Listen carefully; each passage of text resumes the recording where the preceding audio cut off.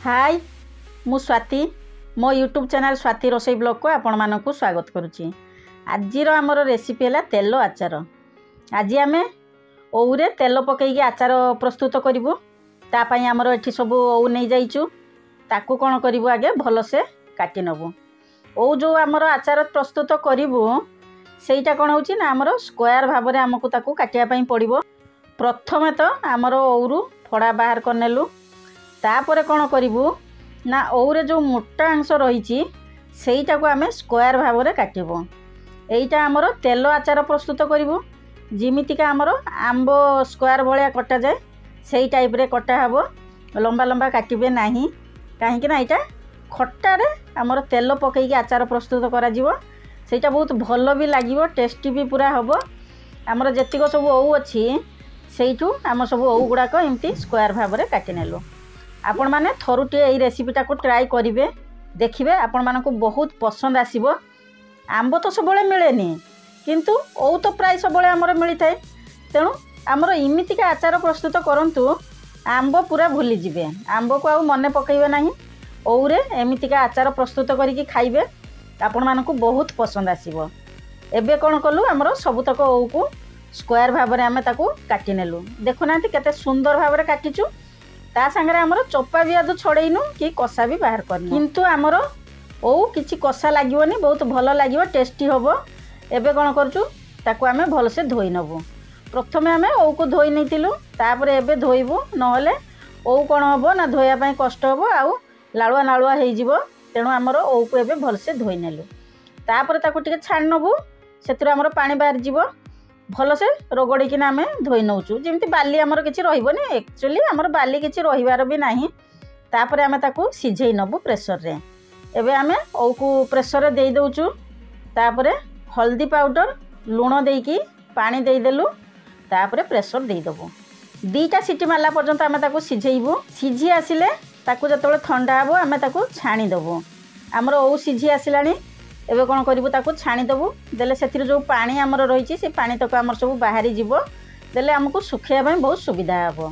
सबतक पानी आमर बाहरी गला। आम तो से लुण देचु। जदि आग को दरकार हम आप टेस्ट गोटे करदे करना आउ अल्प टिके से लुण देदेवे किसी से असुविधा हबार नहीं।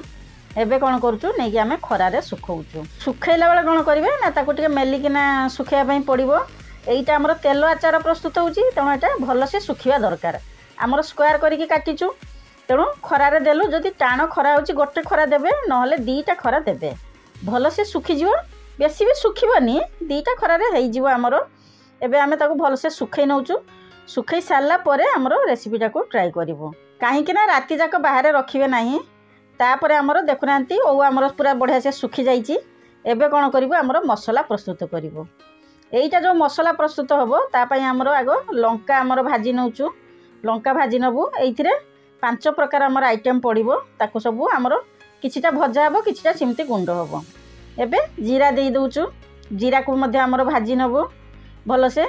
जदि भजा जीरा रहिची ताले सेटा गुंड रे आमर पकई पारिबे किंतु आमर कोन करूचु एकाठी आमर मसला गुंड करिवो देले आचार पई सेटा भल।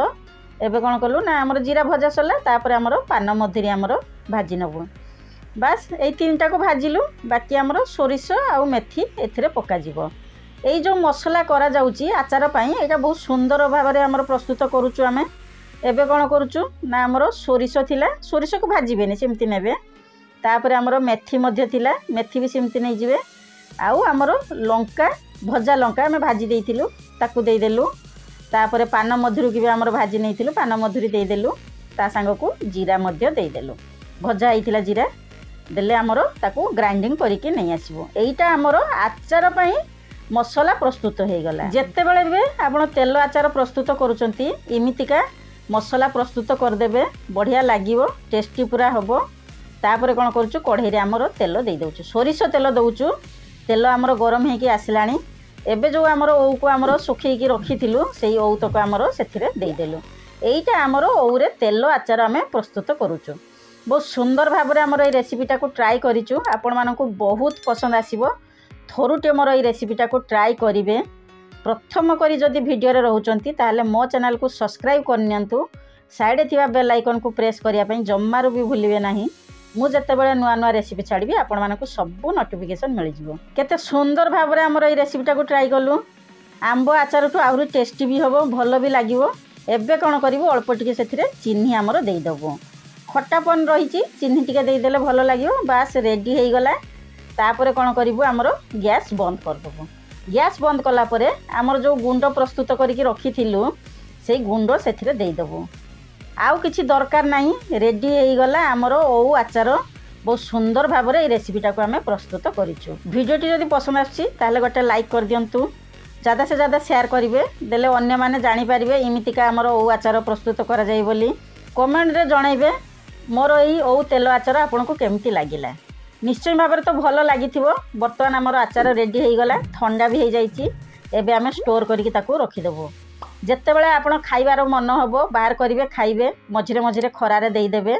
भात, रुटी, पूरी, परोटा सबुथिरे लगेई खाइबे, टेस्टी पूरा बढ़िया लगे। मुढ़ी जेतेबेले खाइबे टिके तेल सेथिरे गोळेई देबे, कि सुंदर लागिवो, टेस्टी हबो। जेहेतु हमर तेल आचार एटा प्रस्तुत करिछु तेणु एटा खराब हबो नाही।